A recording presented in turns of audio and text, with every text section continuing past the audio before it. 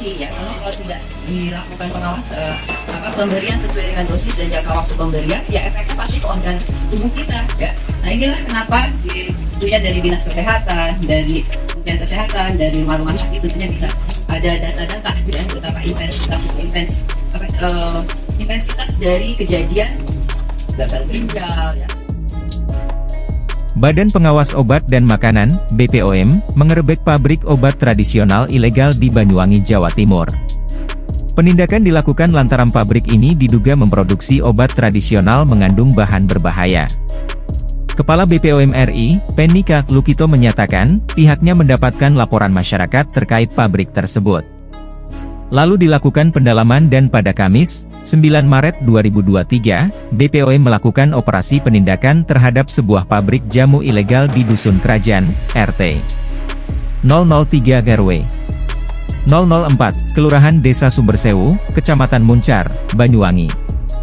Kami kemudian melakukan pengembangan dan menemukan 2 gudang yang menyimpan produk ilegal yaitu di Dusun Kumendung RT 02 RW 03, Desa Kumendung dan Dusun Sumberjoyo RT 004 RW 001, Desa Kumedang, Kecamatan Muncar, Kabupaten Banyuwangi, kata Penny dalam penjelasan persnya yang dilakukan di lokasi temuan pada Senin, 13 Maret 2023. Dari operasi tersebut, ditemukan barang bukti produk jadi tawon kelanceng sebanyak 1.261 dus, 16.120 botol, senilai Rp564,2 juta.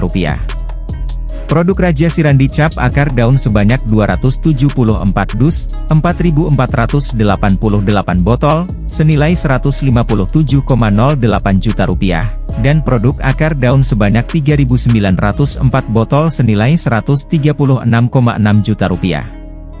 Selain itu, ditemukan seperangkat mesin dan peralatan produksi dengan nilai sekitar Rp400 juta serta tungku produksi senilai Rp150 juta. Total nilai temuan di lokasi tersebut mencapai Rp1,4 miliar. Produk ilegal itu telah didistribusikan ke sejumlah wilayah di Indonesia seperti Sumatera Utara, Riau, Lampung, Jawa Barat, Yogyakarta, Nusa Tenggara Barat, Kalimantan Barat, dan Kalimantan Tengah. Semua barang bukti telah disita dan saat ini, BPOM masih melakukan pemeriksaan terhadap 9 orang saksi, dan kami juga meminta keterangan ahli untuk selanjutnya akan dilakukan gelar perkara bersama Bareskrim Polri guna menetapkan tersangka, paparnya.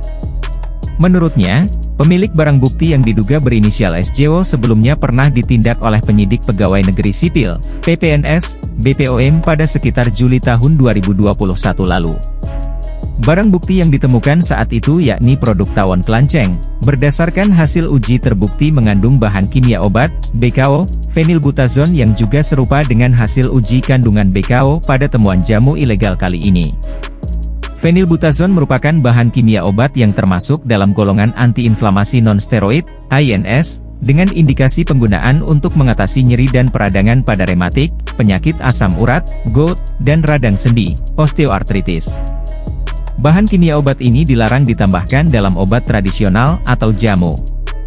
Apabila bahan kimia obat tersebut dimasukkan ke dalam produk seperti jamu tanpa ditujukan untuk indikasi yang jelas dan dosis sesuai dengan aturan yang berlaku, maka dapat berisiko terhadap kesehatan dan menimbulkan efek samping, seperti mual, muntah, ruam kulit, serta retensi cairan dan edema seperti pendarahan lambung, nyeri lambung, dan gagal ginjal.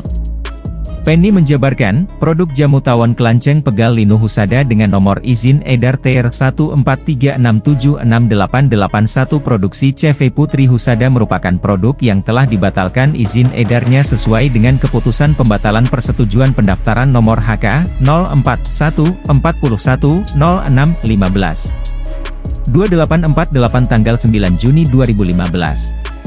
Produk ini juga telah dilarang beredar dan masuk dalam daftar public warning nomor IN 050314115284 tanggal 30 November 2015. Kegiatan produksi di pabrik obat tradisional ilegal tersebut sama sekali tidak menerapkan cara pembuatan obat tradisional yang baik, cepat, terutama dari aspek higiene sanitasi. Produk obat tradisional ini diproduksi tanpa memperhatikan aspek keamanan, khasiat, dan mutu, jelasnya. Berdasarkan investigasi terhadap sarana produksi obat tradisional ilegal tersebut, diduga telah terjadi tindak pidana. Pertama, yaitu memproduksi atau mengedarkan sediaan farmasi yang tidak memenuhi standar dan/atau persyaratan keamanan, khasiat atau kemanfaatan, dan mutu sebagaimana dimaksud dalam Pasal 196 Jo. Pasal 98 Ayat 2 dan Ayat 3, Undang-Undang RI Nomor 36 Tahun 2009 tentang Kesehatan. Tindak kejahatan ini diancam dengan pidana penjara paling lama 10 tahun dan denda paling banyak 1 miliar rupiah, tegasnya.